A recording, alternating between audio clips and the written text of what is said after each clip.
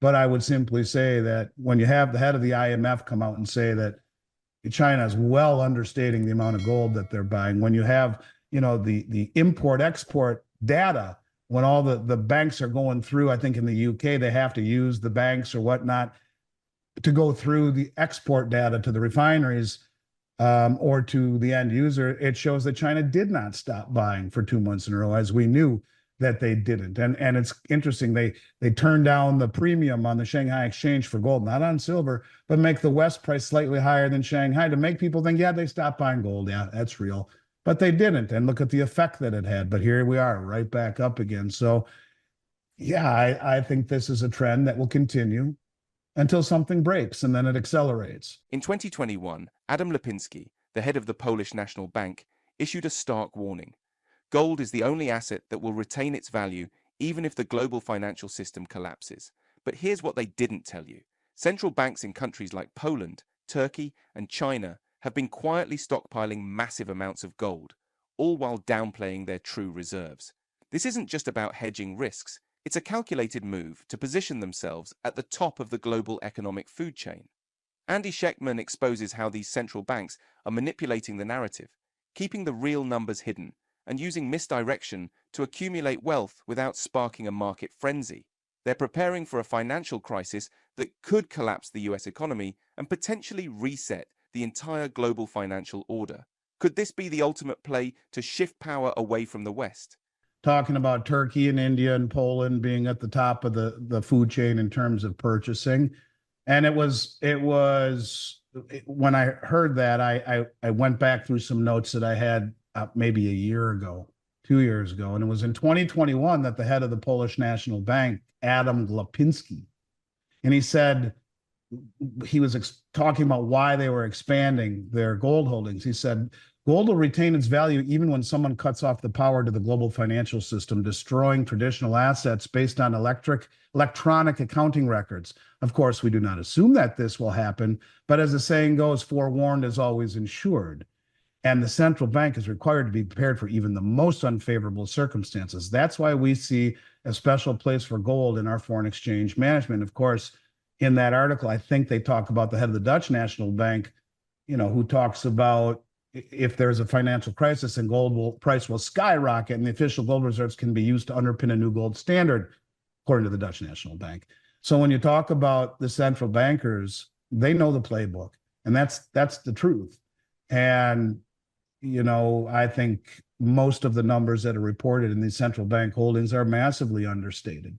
But that's okay. It's still quite obvious that they are the ones that have been leading the charge in gold's rise. I don't know how much investor demand really factors into it in North America. I really don't, because quite frankly, I've never in 34 years seen a period of time where, anything more than 1% is invested in metals. And as Rick says, it's a 0.5% or less. So what happens if it's 5% or 10% or an allocation on average of 10%? Is that really that outlandish when all hell is breaking loose? Well, that's a 20-fold increase then, if Rick is right. So what does that do to the supply demand numbers? What does that do to the availability?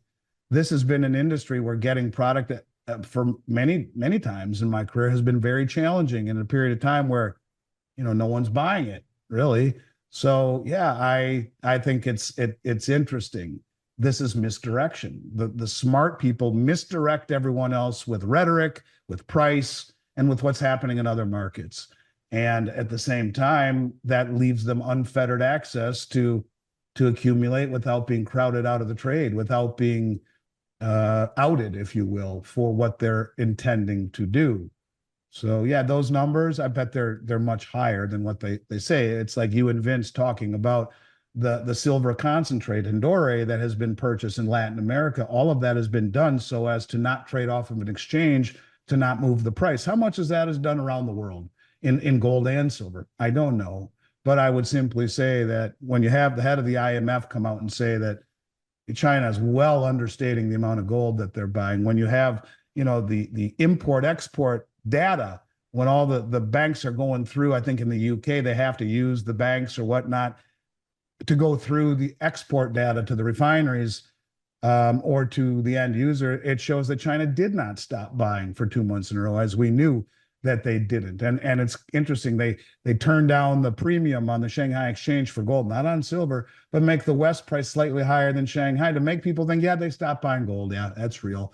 But they didn't. And look at the effect that it had. But here we are, right back up again. So yeah, I think this is a trend that will continue until something breaks and then it accelerates. Continuing the discussion, Andy Schectman highlights a significant shift. Central banks around the world are quietly moving towards a gold-based monetary system, a move that echoes the historical gold standard. Once dismissed by modern economists, nations like China, Russia, and India are buying up gold at unprecedented levels, signaling doubts about the long-term value of the US dollar. Even India is testing gold-backed government bonds, with experts suggesting that a 30-year gold bond could outperform all global stock and bond markets since 1971. This rare pro-gold sentiment, even noted by Forbes, suggests a looming financial revolution. Are we witnessing the early signs of a global economic shift? If this is really true, where they are trying to misdirect, they are trying to accumulate, it wouldn't do them any good to be forthright about their accumulation. It wouldn't do them any good to be very honest about it. And especially if we revalue gold and it underpins a new system. I mean, it's funny because no one talks about, how much gold does the U.S. have? Where did the gold go from the Ukraine, the 12 billion that they sold? Where did Gaddafi's gold go and his silver? Where did Hussein's gold go? I mean, where did it all go? Do we have it? Did we confiscate it while we were there? Are our numbers right? Who knows? We don't tell. So to expect any of the numbers that these central banks are telling, it's probably all fugazi, but probably much higher than what they're actually saying. Hard to believe, but the world is beginning to lurch toward a gold-based monetary system. It's exactly what you're talking about. He says this despite the fact that the historical gold standard is held in almost universal contempt by economists and financial officials. Contrary to numerous myths based on ignorance, the system worked. The U.S. was on a gold-based system for 180 years until the early 1970s. You mentioned 1971 there.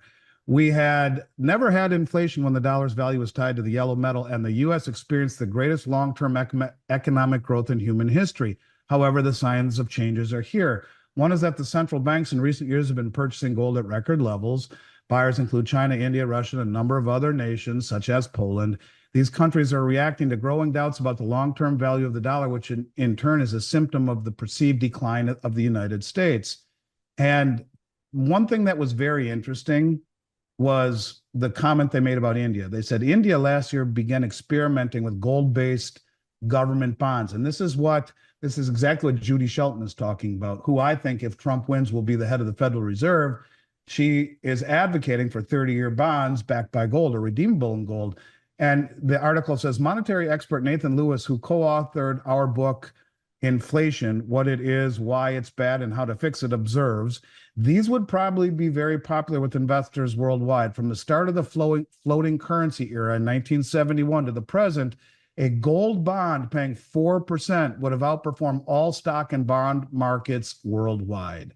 And so when you talk about, what you just said is exactly what Forbes is saying, and to find it in a Western-based publication is one of the first times in years that I've seen anything that is pro-gold in a Western publication that doesn't have a yeah, but. There is no yeah, but here. In fact, they end it with Zimbabwe, which must hold the record for hyperinflation, recently announced the launch of a new currency fixed to gold. Deep skepticism is warranted that this government has the discipline to make such an argument work, but the move is a sign of things to come. So maybe people are waking up. Maybe the elite are waking up. And when you hear Senator Loomis from Wyoming talk about funding this Bitcoin strategic fund by revaluing the Fed's gold, I mean, you're hearing the word gold and revaluing and more than I ever have in my career from Western entities. And, maybe the public wakes up, but this is why so few people succeed in investing, Chris. And as an options trader, you